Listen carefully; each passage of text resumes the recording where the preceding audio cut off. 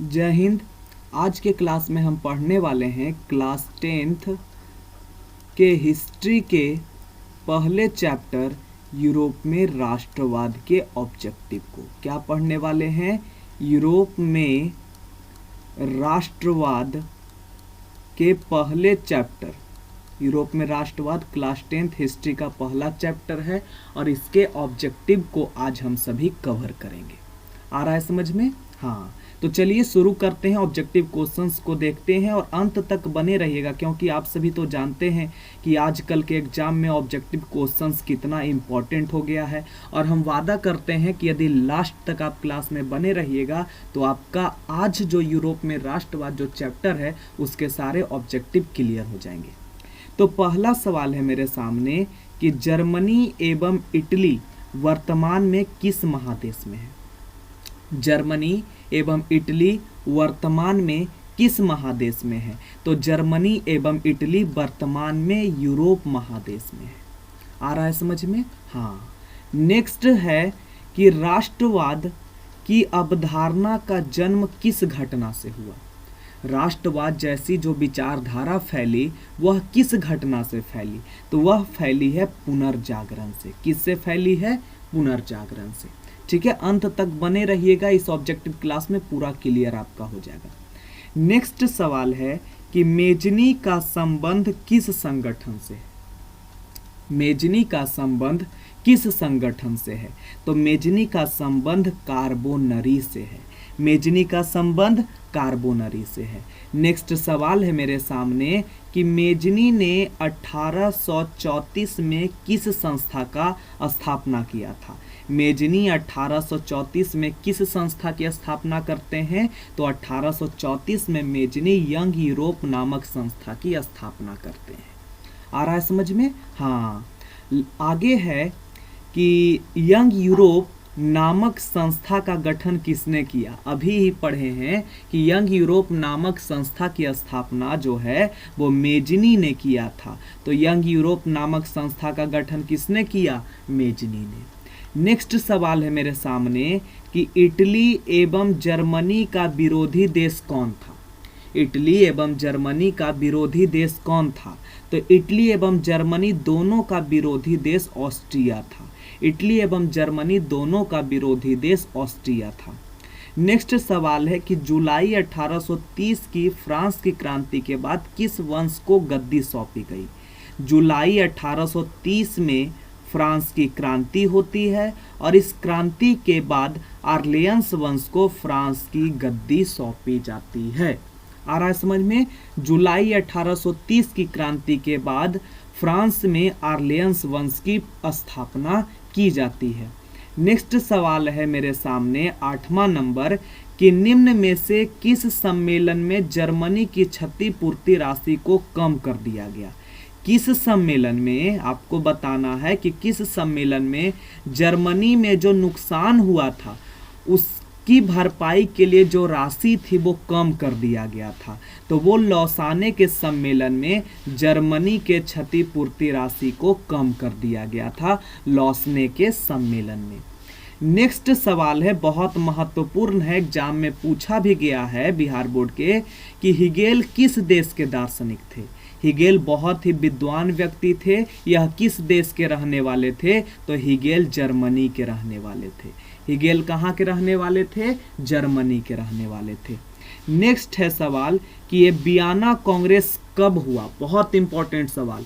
Vienna Congress कब हुआ? ये देखिए 2020 में पूछा भी गया है एनुअल एग्जाम में। वियना कांग्रेस कब हुआ? तो वियना कांग्रेस 1815 ईस्वी में हुआ। वियना कांग्रेस कब हुआ? तो वियना कांग्रेस 1815 ईस्वी में होता है। नेक्स्ट सवाल है मेरे सामने कि नेपोलियन संहिता किस वर्ष लागू हुआ? नेपोलियन संहिता लागू होता है वह किस वर्ष लागू हुआ? तो वह लागू हुआ 1804 ईस्वी में।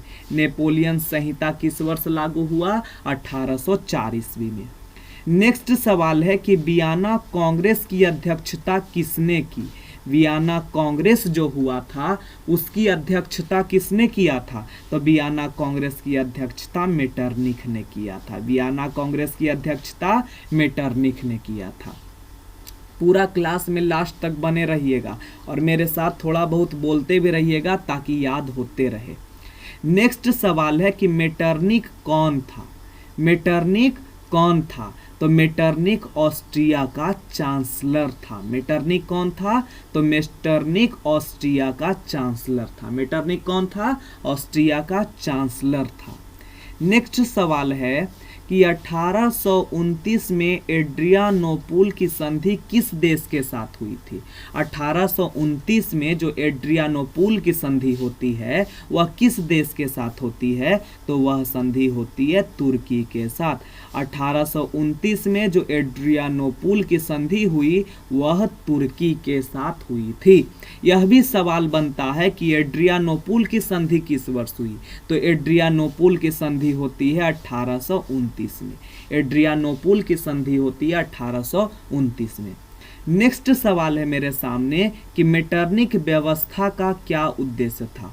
मेटरनिक व्यवस्था जो आ रही थी, मेटरनिक जो व्यवस्था करने जा रहा था यूरोप में, उसका उद्देश्य क्या था? तो मेटरनिक व्यवस्था का उद्देश्य था बाबू पुरातन व्यवस्था की स्थापना, मतलब पुराने व्यवस्था को फिर से स्थापित किया जाए, यही उद्देश्य था मेटरनिक व्यवस्था का। मेटरनिक व्यवस्था का उद्देश्य था पुरातन व्यवस्था की स्थापना। नेक्स्ट सवाल है कि कोसुथ एवं फ्रांसिस डिक नामक क्रांतिकारी किस देश के थे। फ्रांसिस डिक एवं कोसुथ बहुत ही प्रसिद्ध क्रांतिकारी हुए। यूरोप में जो गणतंत्र की स्थापना हो रही थी उसमें कोसुथ एवं फ्रांसिस डिक बहुत ही फेमस क्रांतिकारी हुए। तो कोसुथ एवं फ्रांसिस डिक कहाँ के रहने वाले थे? तो ये दोनों रहने वाले थे हंगरी के बाबू। फ्रांसिस डिक और कोसुथ दोनों हंगरी के रहने वाले थे। नेक्स्ट सवाल है, बहुत इंपॉर्टेंट है कि हंगरी की राजधानी कहाँ है। बहुत बार एग्जाम में पूछा गया है कि हंगरी की राजधानी कहाँ है। तो हंगरी की राजधानी है बउआ बुडापेस्ट। हंगरी की राजधानी कहाँ है? बुडापेस्ट। नेक्स्ट सवाल है 18 नंबर मेरे सामने कि महान कवि लॉर्ड वायरन कहाँ के रहने वाले थे। ये जो क्रांतियां हो रही थी यूरोप में उस समय महान कवि जो लॉर्ड वायरन हैं वो बहुत फेमस हुए थे उस समय, बहुत। और ये क्रांति के दौरान ही इनकी मृत्यु हो जाती है। तो ये महान कवि लॉर्ड वायरन जो थे वो इंग्लैंड के रहने वाले थे। महान कवि लॉर्ड वायरन कहाँ के रहने वाले थे? इंग्लैंड के रहने वाले थे। नेक्स्ट सवाल है मेरे सामने 19 नंबर सवाल कहता है कि किसने कहा था कि जब फ्रांस छींकता है तो बाकी यूरोप को सर्दी जुकाम हो जाती है। किसने कहा था कि जब फ्रांस छींकता है तो बाकी जो भी यूरोप है सबको एक ही साथ सर्दी जुकाम हो जाता है। यह बात किसने कहा था? तो यह बात कहे थे, कौन कहे थे? मेटरनिक कहे थे कि जब फ्रांस छींकता है तो बाकी यूरोप को सर्दी जुकाम हो जाता है।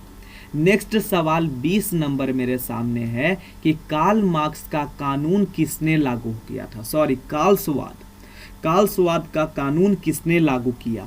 तो कार्लस्वाद का कानून जो है बाबू वो मेटरनिक लागू किए थे। कार्लस्वाद का कानून कौन लागू किए थे? मेटरनिक लागू किए थे। नेक्स्ट सवाल है मेरे सामने कि यूरोपीय सभ्यता का पालक किसे कहते हैं। मतलब यूरोपीय सभ्यता को पालने वाला देश कौन था? तो यूरोपीय सभ्यता को पालने वाला देश यूनान था। यूरोपीय सभ्यता को पालने वाला देश यूनान था। नेक्स्ट सवाल है मेरे सामने 22 नंबर कि सेडोवा युद्ध किसके किसके बीच हुआ था। सेडोवा का जो युद्ध है वो किसके किसके बीच हुआ था? तो सेडोवा का युद्ध ऑस्ट्रिया और प्रसा के बीच हुआ था। सेडोवा का युद्ध ऑस्ट्रिया और प्रसा के बीच हुआ था। नेक्स्ट सवाल है 23 नंबर मेरे सामने कि काउंट काबूर की मृत्यु कब हुई। काउंट काबूर की मृत्यु कब हुई? तो काउंट काबूर की मृत्यु होती है 1862 ईस्वी में। काउंट काबूर की मृत्यु कब हुई? 1862 ईस्वी में। नेक्स्ट सवाल है मेरे सामने कि गैरिबाल्डी कहाँ के रहने वाले थे। गैरिबाल्डी जो थे वो कहाँ के रहने वाले थे? गैरिबाल्डी कहाँ के रहने वाले थे? गैरिबाल्डी कहाँ के रहने वाले थे? सॉरी, गैरिबाल्डी पेशे से क्या था, थोड़ा सा टेक्निकल प्रॉब्लम आ गया था। गैरिबाल्डी पेशे से क्या थे?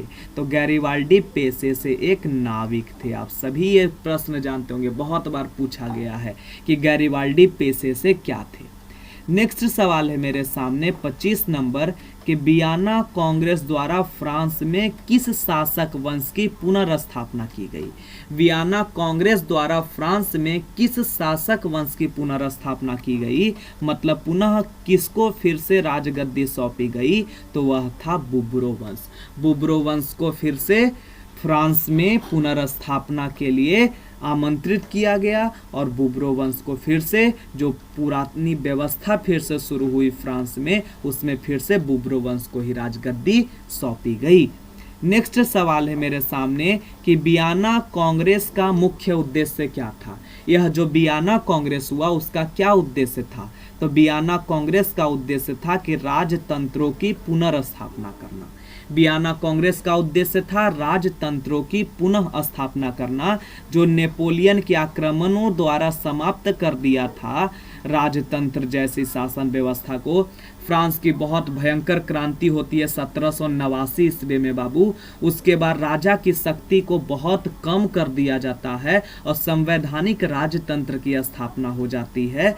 और इस संवैधानिक राजतंत्र के दौरान ही नेपोलियन बोनापार्ट फ्रांस के शासक बनते हैं और उसके बाद पुरानी जितने वंश थे, राजतंत्र थे, उनके शासन को समाप्त कर दिया जाता है।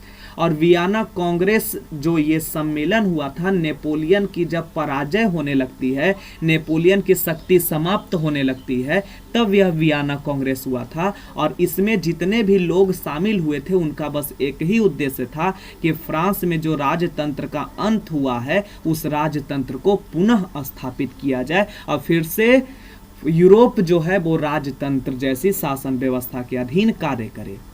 नेक्स्ट सवाल है मेरे सामने कि 1832 में स्वतंत्र यूनान का राजा कौन बना? 1832 में जब यूनान को स्वतंत्रता मिलती है तब वहाँ का राजा कौन बनता है? तो ओटो वहाँ का राजा बनता है। 1832 में जब यूनान को स्वतंत्रता मिलती है तब यूनान का राजा बनता है ओटो। नेक्स्ट सवाल है मेरे सामने कि वियना कांग्रेस के बाद फ्रांस में पुरातन व्यवस्था लागू करने के लिए किसे राजा नियुक्त किया गया?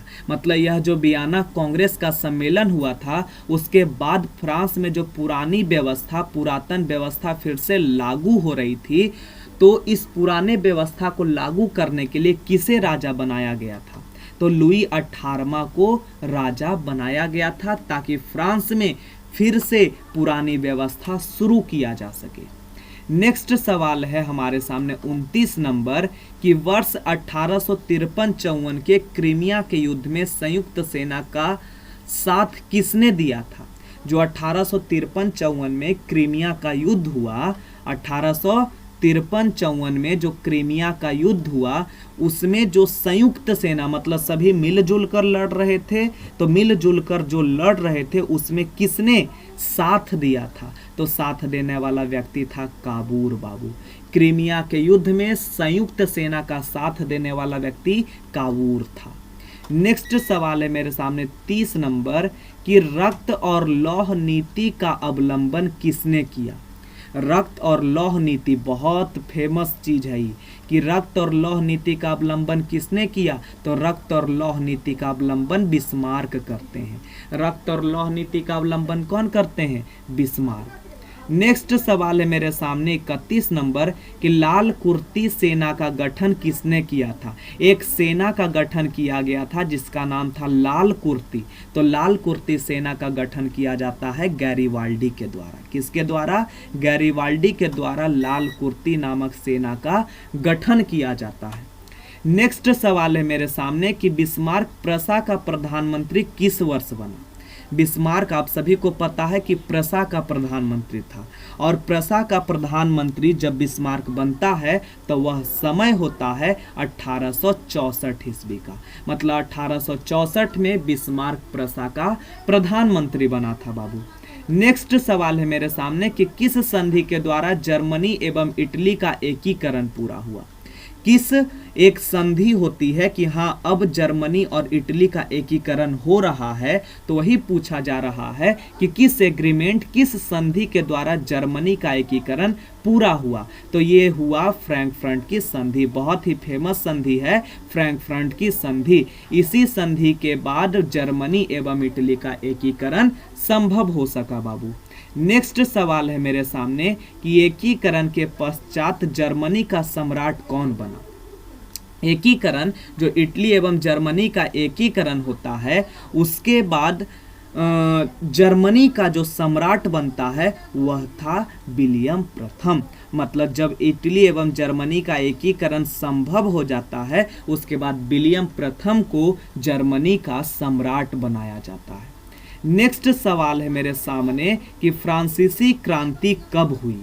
फ्रांस की क्रांति बहुत फेमस है, 9th में भी पढ़ना है और 10th में भी बहुत फेमस है, क्योंकि इसी के बाद इतना जो ड्रामा हुआ यूरोप में, फ्रांस की क्रांति की ही देन थी कि जनता जागरूक हुई, राष्ट्रवाद का उदय हुआ। तो फ्रांस की क्रांति कब होती है बाबू? 1789 ईस्वी में। बाकी डिटेल में हम लोग ऑब्जेक्टिव में के क्लास में न कर सकते हैं, हम लोग जब सब्जेक्टिव के क्लास करते हैं तब बाकी सारी चीज़ें डिटेल में पढ़ते हैं। अभी फिलहाल ऑब्जेक्टिव है और ध्यान से पूरे क्लास को शांति से एकदम देखिए, पूरा क्लियर हो जाएगा ऑब्जेक्टिव। नेक्स्ट सवाल है मेरे सामने कि यूरोप वासियों के लिए किस देश का साहित्य ज्ञान विज्ञान के प्रेरणा स्रोत रहे। मतलब यूरोप के लोगों के लिए किस देश का साहित्य, किस देश का ज्ञान विज्ञान बहुत अधिक प्रेरणा स्रोत रहे, तो वह देश था यूनान बाबू। यूनान का जो साहित्य था, ज्ञान था, विज्ञान था, वो पूरे यूरोप के वासियों को प्रेरित किया। आ रहा है समझ में? हाँ। नेक्स्ट सवाल है मेरे सामने कि हितेरिया फिलाइक एक संस्था थी। मतलब हितेरिया फिलाइक बहुत ही फेमस संस्था थी। तो हितेरिया फिलाइक जो संस्था थी वह किसकी थी? तो हितेरिया फिलाइक जो संस्था थी वह राष्ट्रवादियों की संस्था थी। हितेरिया फिलाइक जो थी वह राष्ट्रवादियों की एक संस्था थी। मतलब हितेरिया फिलाइक में जो भी लोग थे वह राष्ट्रवादी विचारधारा वाले लोग शामिल थे। नेक्स्ट सवाल है 38 नंबर कि टीपू सुल्तान कहाँ के शासक थे। बहुत फेमस सवाल कि टीपू सुल्तान, आप नाम लोग सुने होंगे कि टीपू सुल्तान कहाँ के शासक थे। तो टीपू सुल्तान मैसूर के शासक थे। टीपू सुल्तान कहाँ के शासक थे? मैसूर के शासक थे। आ रहा है समझ में? हाँ। नेक्स्ट सवाल है मेरे सामने कि स्वर्णिम मध्यम वर्गीय नीति किसने लागू किया। स्वर्णिम मध्यम वर्गीय नीति किसने लागू किया? तो यह नीति लागू करने वाले व्यक्ति थे लुई फिलिप। लुई फिलिप ने ही स्वर्णिम मध्यम वर्गीय नीति जो है वह लागू किया था। नेक्स्ट सवाल है मेरे सामने कि 1870 में फ्रांस एवं प्रसा के बीच युद्ध कहाँ हुआ था। 1870 में जो फ्रांस एवं प्रसा के बीच युद्ध लड़ा गया वह कहाँ लड़ा गया था? तो वह लड़ा गया था सेडोन में। 1870 में फ्रांस एवं प्रसा के बीच हुए युद्ध में सेडोन में यह युद्ध होता है फ्रांस एवं प्रसा के बीच। हाँ। और नेक्स्ट सवाल है मेरे सामने 41 नंबर कि भारत में जैकोबिन क्लब की स्थापना किसने की। भारत में जैकोबिन क्लब की स्थापना होती है बाबू, और इस जैकोबिन क्लब की स्थापना करने वाले व्यक्ति थे टीपू सुल्तान। टीपू सुल्तान ने ही भारत में जैकोबिन क्लब की स्थापना की थी। नेक्स्ट सवाल है मेरे सामने कि यूनान के स्वतंत्रता आंदोलन के नेतृत्वकर्ता कौन थे। यूनान में जो स्वतंत्रता आंदोलन हुआ उसमें नेतृत्व करने वाले व्यक्ति कौन थे। तो यूनान में जो स्वतंत्रता आंदोलन हुआ बाबू उसमें नेतृत्व करने वाले व्यक्ति थे अलेक्जेंडर चिपसिलांटी। कौन थे? अलेक्जेंडर चिपसिलांटी। नेक्स्ट सवाल है बाबू 43 नंबर कि यूरोप का मरीज किसे कहा जाता है। नेक्स्ट सवाल मेरे सामने क्या है कि यूरोप का मरीज किसे कहा जाता है। तो यूरोप का मरीज तुर्की को कहा जाता है। यूरोप का मरीज तुर्की को कहा जाता है। नेक्स्ट सवाल है मेरे सामने कि जर्मनी के संसद जर्मनी के संसद मतलब जो प्रतिनिधि सभा थी जर्मनी की, उसको क्या कहते थे? जर्मनी के संसद को क्या कहते थे? तो जर्मनी के संसद को डायट कहते थे। जर्मनी के संसद को डायट कहते थे। नेक्स्ट सवाल है मेरे सामने कि फ्रैंकफर्ट संधि पर हस्ताक्षर कब हुआ? फ्रैंकफर्ट की जो संधि होती है उस पर हस्ताक्षर कब हुआ? तो 1871 ईस्वी में। फ्रैंकफर्ट की संधि पर हस्ताक्षर कब हुआ? 1871 ईस्वी में। नेक्स्ट सवाल है बाबू कि जर्मनी का एकीकरण किस राज्य के नेतृत्व में हुआ? जर्मनी का एकीकरण करने में किस राज्य ने आगे बढ़कर अपना योगदान दिया? तो वह राज्य था प्रसा। प्रसा के नेतृत्व में ही जर्मनी का एकीकरण संभव हो सका। नेक्स्ट सवाल है मेरे सामने कि ब्रुसेन सेफ्ट किसकी राष्ट्रवादी थी? ब्रुसेन सेफ्ट जो एक राष्ट्रवादी सभा थी उसमें कौन से लोग शामिल थे? तो उसमें शामिल थे शिक्षक एवं छात्र। ब्रुसेन सेफ्ट नामक जो राष्ट्रवादी सभा थी उसमें शिक्षक एवं छात्र शामिल थे। नेक्स्ट सवाल है बाबू 48 नंबर कि काउंटर